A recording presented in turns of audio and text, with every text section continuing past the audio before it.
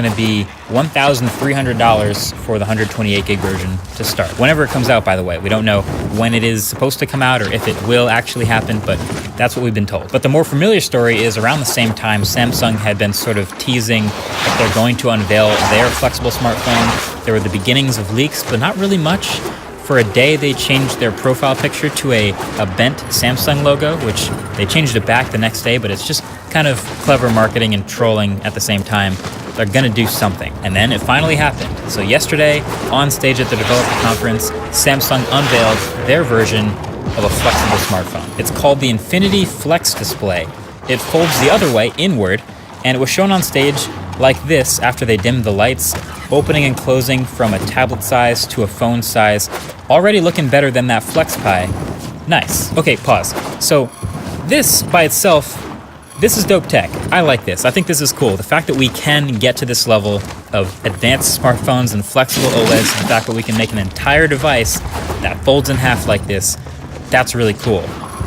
But why would we want to have that every day? Would I want to fold and unfold my smartphone into a tablet every single day?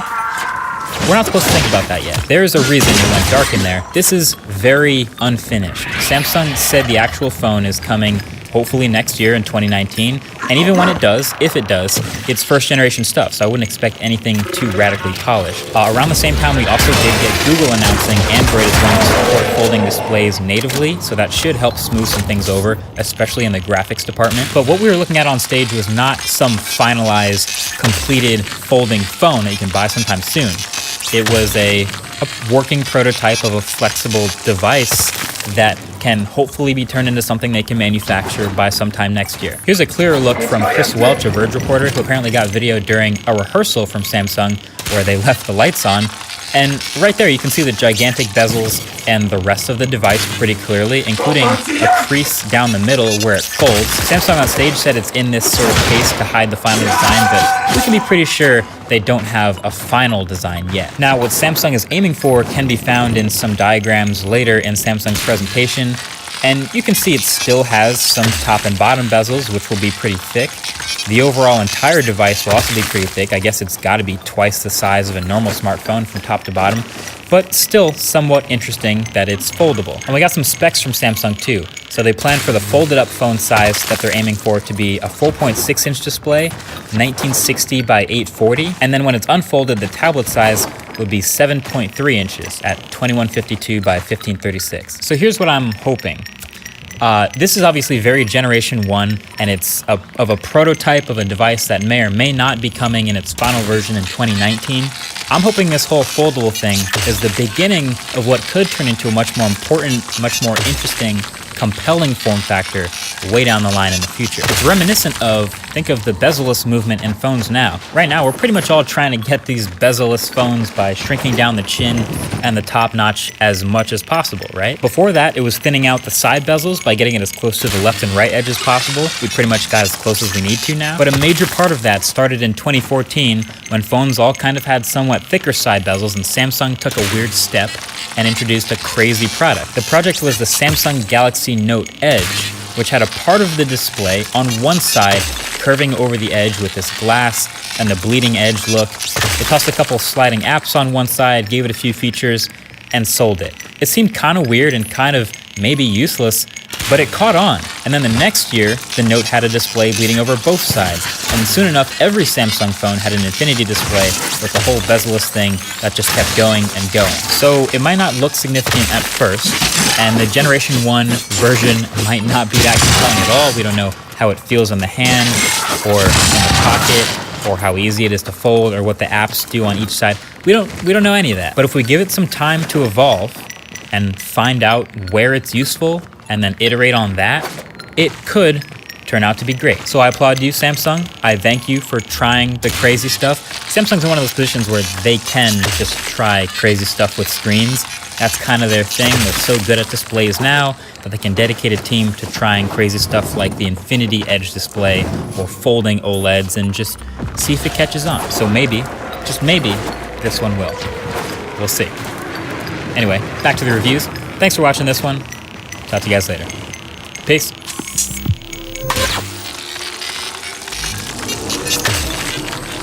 I guess technically Apple had the first folding phone with the iPhone 6s Plus. Weird flex, but okay.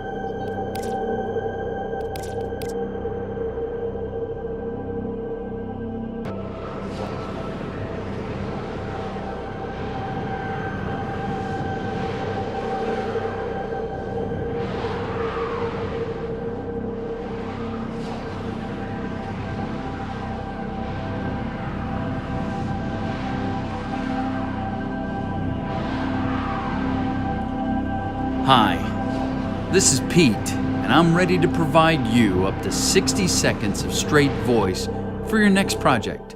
This gig is offered exclusively on Fiverr.